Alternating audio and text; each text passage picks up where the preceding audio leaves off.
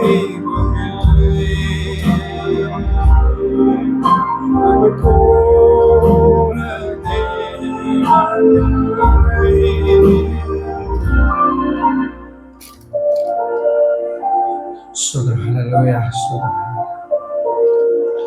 Hallelujah. Praise the Lord. Hallelujah. நம்முடைய ஆண்டவர் ரட்சகரும் மீட்பருமாகிய இயேசு கிறிஸ்து ஈடுநேற்ற ஒப்பற்ற பரிசுத்தமான நாமத்தினாலே உங்களை யாவருக்கும் எல்ஷடாய் ஃபயர் மினிஸ்ட்ரிஸ் சார்பாக அன்பின் வாழ்த்துக்களை தெரிவித்துக் கொள்கிறோம். இல்லையா? விஷ் ஆல் அ ஹாப்பி இண்டிபெண்டன்ஸ் டே. சுதந்திர தின வாழ்த்துக்களை தெரிவித்துக் கொள்கிறோம். இந்த நாளிலே இந்த இந்தியா தன்னுடைய சுதந்திரத்தை வாங்கின தினத்தை கொண்டாடி கொண்டு வருகிற இந்த நாளிலே உங்களுக்கு யாருக்கும் சுதந்திர தின வாழ்த்துக்களை தெரிவித்துக் கொள்கிறோம். இல்லையா? கிட்டத்தட்ட இந்தியா ஆங்கிலேயருடைய நுகத்தடியில் அவங்களுடைய ஆளுகை கீழே பார்த்தீங்கன்னா கிட்டத்தட்ட ஒரு 200 ஆண்டுகள் அடிமத்தனத்தில் இருந்தாங்க. இந்த அடிமத்தில் ஒரு மனுஷன் ஒரு சிறையிருப்பில் போயிட்டு ஒரு ஜெயிலுக்கு போயிட்டு 30-40 ஆண்டுகள் போயிட்டு அனுபவிச்சுட்டு வந்தால் தான் தெரியும் விடுதலை பெற்றா இவ்வளோ ஒரு சந்தோஷமாக இருக்கும், இவ்வளோ ஒரு மகிழ்ச்சியாக இருக்கும் இல்லைங்களா? அதுதான் நம்முடைய தேச தலைவர் Mahatma Gandhi, the father of the nation சொல்லி இந்த நாளிலும் அவர் இன்றைக்கும் நம்ம பார்க்குறோம். அவர் எப்படி இந்திய தேசத்தை விடுதலைக்க தன்னை எவ்வளோ சாக்ரிஃபைஸ் பண்ணார் அதை குறித்து நம்ம பார்க்குறோம்.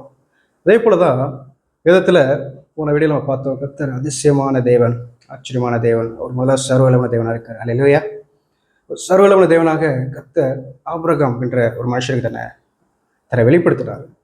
நீங்கள் ஆபிரகாமோட பின்னணியில் பார்த்தீங்கன்னா யோசுவா 24ஆம் அதிகாரம் 2வது வசனத்தில் நீங்கள் பார்த்தீங்கன்னா கர்த்தர் சொல்லுகிறது என்னவென்றால், பூர்வத்திலே உங்கள் பிதாக்களாகிய ஆபிரகாமுக்கும் நாகோருக்கும் தகப்பனான தேரக் என்பவன் நதிக்கு அப்புறத்திலே குடியிருக்கும் போது அவள் வேறு தேவர்களை சேவித்தார்கள். யாரு? கர்த்தரே சொல்கிற ஒரு காரியம்னா அவர்கள் வேறு தேவர்களை சேவித்தார்களாம், அந்நிய தேவர்களை அவர்கள் சேவித்திருக்கிறாங்க பார்க்குறோம். அப்போ தான் ஆபிரகாமில் மெசொப்பொத்தாமியா அந்த பகுதியில் ஊருன்ற பகுதியில் ஒரு வசித்து இருக்கும்போது ஒரு நாள் ஆபிரகாமுடைய வேடிக்கையான ஒரு கதை ஒன்று உண்டு. ஆபிரகாமோட தகப்பனார் இந்த விக்கிரகங்கள்லாம் செய்து விற்பனைப்படக்கூடிய விற்பனையாளர், வியாபாரி. ஒரு நாள் தன்னுடைய மகன் ஆபிரகாமுக்கு இந்த இதெல்லாம் பார்த்துக்கப்பான்னு சொல்லிட்டு ஒரு ஒர்க் ஷாப்பில் உட்கார வைத்து விட்டு, நான் போயிட்டு வரேன், யாராவது அந்த தெய்வத்தை கேட்டாருங்கன்னா இதில் விற்பனை செய்ய வேண்டியது தான் வேலை. அப்போது அவர் போய்விட்டார். ஆபிரகாம் பார்த்தாரு, சின்ன விக்கிரகங்கள் நம்ம பெரிய விக்கிரகங்களுக்கு எல்லாம் இருக்குது. நம்ம இந்திய தேசத்தில் தான் நம்மளுக்கு சுவாமிகளுக்கு பஞ்சமே கிடையாது இல்லையா?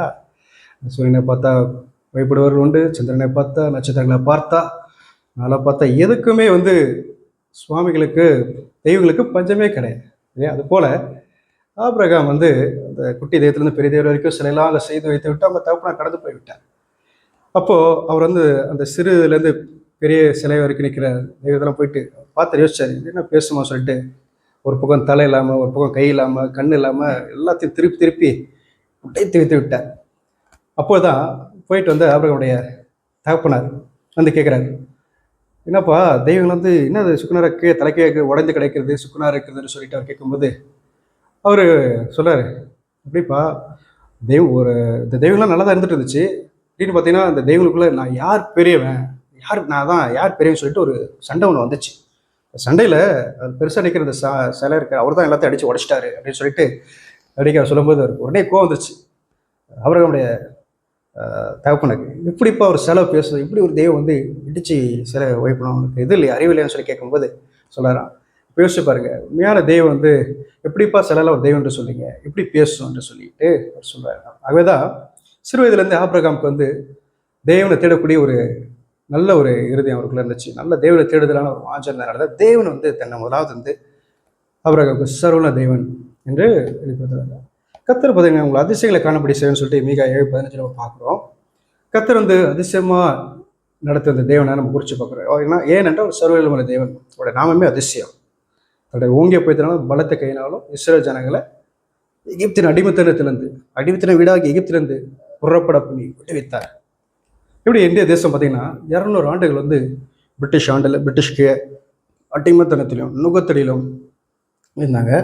மகாத்மா காந்தி எப்படி சத்தியகிரகா பிளட் ஷெட் இல்லாமல் ஒரு போரை நடத்தி எப்படி இந்திய தேசத்துக்கு ஒரு சுதந்திரத்தை வாங்கி கொடுத்துருப்பாங்க. தேவன் வந்து முதலாவது அதிசயம் செய்கிற தேவன் வந்து முதலாவது வந்து 2 காரியத்தை விரும்பினார். தேவன் வந்து அதிசயமாக ஓங்கிய புயத்தினாலும் பலத்த கையினாலும் அடையாளினாலும் ஏன் சில ஜனங்களை விடுவித்தாருன்னா, முதலாவது வந்து தேவன் வந்து தான் ஒருவரே தேவன் என்று அறிந்து கொள்ள வேண்டும். தான் ஒருவரே தேவன். ஆகவே தான் நீங்கள் வந்து பார்த்தீங்கன்னா யாத்திராகமம் 12:12 நீங்கள் பார்த்தீங்கன்னா எதுக்காக ஆண்டவர் வந்து இந்த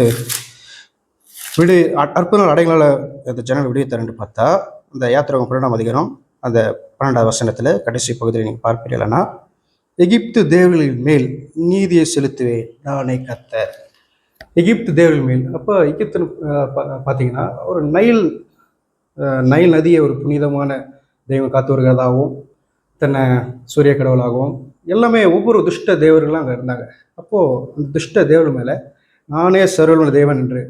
அப்போ எகிப்தின் அடிமைத்தன வீடாகிய எகிப்தின் அடிமைத்தன வீட்டில் அந்த இஸ்ரேல் ஜனங்கள் 430 வருஷம் பார்த்தீங்கன்னா அந்த அடிமைத்தனத்தில் இந்த விக்கிரக ஆராதனையிலும் அந்த பாவத்திலையும் இந்த சாபத்திலையுமே அவங்க வந்து வாழ்ந்து வந்த அப்படின்னாலே அவர் வந்து தேவன் என்று முதலாவது அவர் தேவன் என்று நானே ஜீவனுள்ள தேவனாக கர்த்தர், நானே உங்களை சிருஷ்டித்து உங்களை சிருஷ்டித்த சிருஷ்டிகர் என்று சொல்லி இஸ்ரேல் ஜனங்கள் அறிந்து கொள்ளணும்னு சொல்லி தான் தேவனுடைய முதலாவது சித்தம். ஆகவே தான் தேவன் வந்து முதலாவது வந்து தன்னுடைய மகிமை வெளிப்படுத்துறதுக்காக, தன்னுடைய வல்லமை வெளிப்படுத்தும்படியாக கர்த்தர் பாருங்க அருமையாக இந்த எகிப்து நைல் நதியை பார்த்தீங்கன்னா சிவந்த ரத்தமாக மாற்றினார். ஏன்னா வந்து அவர்களை வந்து ஹப்பி என்று சொல்லிட்டு ஒரு கடவுளை வழிபட்டு அந்த நதியை வந்து தன்னை காத்து வருவதாகவும் இப்படிப்பட்ட பல காரியங்களை செய்தாங்க. மந்திரவாதிகள் அந்த தேசத்தில் பார்த்தீங்கன்னா உயிர்த்திருந்தாங்க, எவ்வளோ நிறைந்திருந்தாங்க.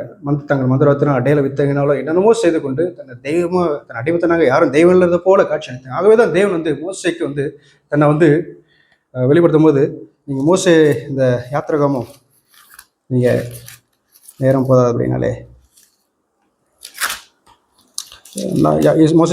மோசையை கொண்டு இஸ்ரவேல் ஜனங்கள் விடைக்கும்படி மோசை தெரிந்து கொள்ளும் போது, அப்போ மோசே வந்து தேவனே நான் அந்த இஸ்ரவேல் ஜனங்களுக்கு நாமம் என்ற பார்வோன் ஜனங்கள் கேட்டார்னா, அந்த பார்வோன் அவருடைய நாமம் என்ன, தேவன் யார் சொல்லி கேட்டால் நான் என்ன சொல்லுவதுன்னு சொல்லி கேட்கும்போது அவருக்கு அவர் சொல்கிறாரு, தேவன் சொல்கிறாரு, நான் இருக்கிறவராகவே இருக்கிறேன் என்று மோசையிடம் சொல்லி, இருக்கிறேன் என்பவர் அவர் இருக்கிறவராக இருக்கிறார், நேற்று என்று மாறா தேவனாக இருக்கிறார், அவர் புதுசாக வந்து வரல.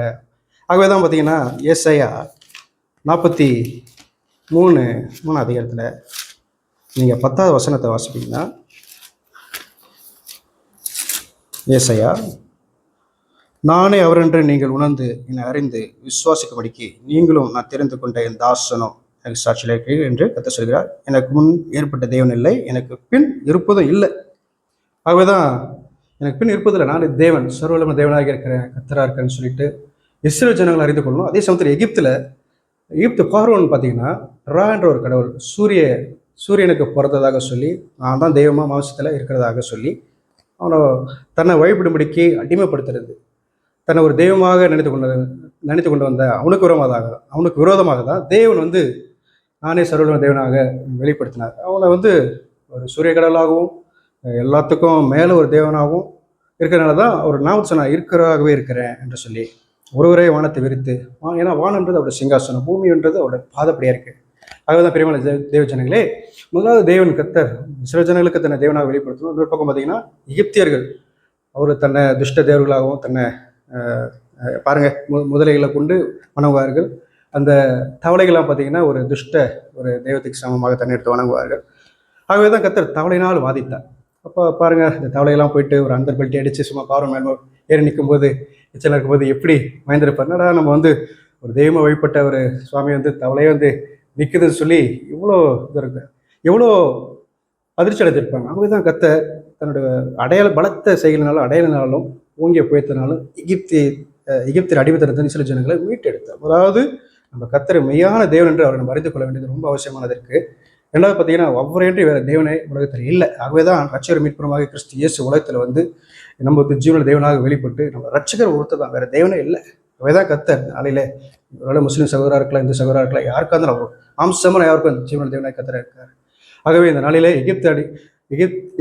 எகிப்தின் அடிமைத்தன வீடாகிய அந்த பார்வோன் அடிமைத்தனத்தில் இந்த இஸ்ரவேல் ஜனங்களை மீட்ட அதே ஜீவன தேவனாக கர்த்தர் இந்த நாளிலே யாவது அடிமைத்தனத்தில் இருந்தாலும், நுகத்தடி இருந்தாலும், அது பாவமாக இருந்தாலும், சாபம் என்ற அடிமைத்தனத்தில் இன்னைக்கு பார்வோன்றது ஒரு சத்துருக்கு அது இதுவாக இருக்கிறது. அது சத்துரு வந்து நம்மளை பின்தொடர்ந்து அடிமைப்படுத்துகிற ஒரு ஒரு சாபமான காரியம் இருந்தாலும் அந்த சாப வீடாகி அடிமைத்தர ரோகத்திலிருந்து கர்த்தர் நம்மளை விடுவிக்கிற ஜீவன தேவனாக இருக்கார். ஆமென். அல்லேலூயா. தொடர்ந்த நாளிலே தொடர்ந்து வருகிற வீடியோவில் தொடர்ந்து நம்ம தியானிக்கலாம். ஜெபிப்போம். அன்பின் பிதாவே, நம்ம நன்றியோடு கூட துதிக்கிறோம்ப்பா, ஸ்தோத்திரிக்கிற ராஜா. இந்த நாளிலே அப்பா சுதந்திர தினத்தை அதை கொண்டாடி வருகிற நாட்களிலே அப்பா எகிப்தின் அடிமைத்தன வீடாகி எகிப்தின் நிலைந்த இஸ்ரேல் ஜனங்கள் மீட்ட ஜீவன தேவனாய் கர்த்தரைப்பா உடைய ஓங்கிய போய்த்தன பலத்த கரத்தினாலும் எகிப்து வீடாகி அடிமைத்தனத்தை அந்த இஸ்ரேல் ஜனங்களை மீட்ட ஜீவன தேவனாய் கர்த்தாவே உமக்கு ஸ்தோத்திரப்பா. நீர் ஜீவன தேவன் என்று விளங்க பண்ணினீரப்பா. நீ ஒருவரே தேவனாய் இருக்கிறீரப்பா. நீர் ஆபிரகாமின் தேவன், ஈசாக்கின் யாக்கோபின் தேவனமாக கர்த்தராக இருக்கிறீரப்பா. இன்றைக்கு எங்கள் மத்தியில் வந்து உலாவுற தேவனாக இருக்கிற இன்னைக்கு அதிசயம் ஆச்சரியமான காரியங்களை செய்கிற தேவனாக இருக்கிறீரப்பா. நன்றியோடு கூட துதிக்கிறோம்ப்பா, ஸ்தோத்திரிக்கிறேன் ராஜா. இந்த நாளையில் அப்பா இதை பார்த்து கொண்டு யாவரும்ப்பா யாதோ ஒரு அடிமத்தனத்தில் நுக தெரியாது சிக்கியிருந்தா கர்த்தாவே நீரப்பா சந்தித்து ஆபிரகாமின் தேவனும் ஈசாக்கின் யாக்கோபின் தேவனுமாய் நீர் அப்பா நீ விடுவிக்க வல்லமையுள்ள தேவனாக இருக்கிறீரப்பா. நீ ஒரு அதிசயங்கள் செய்கிற ஜீவன தேவனாக இருக்கிறீரப்பா. நீரை ஜீவன தேவன் என்று அறிந்து கொள்ளத்தக்க மனக்களை திறந்துள்ள சுவாமி அபிஷேகத்துக்கு நன்றியப்பா. அற்புத பிரச்சனை இயேசு கிறிஸ்து நாமத்தின் மூலம் ஜெபிக்கிறோம் ஜீவன பிதாவே. ஆமென். பிரியமான கர்த்தர் தாமே உங்களோட கூட உங்களை ஆசீர்வதிப்பாங்க. Stay blessed. Amen. Praise the Lord.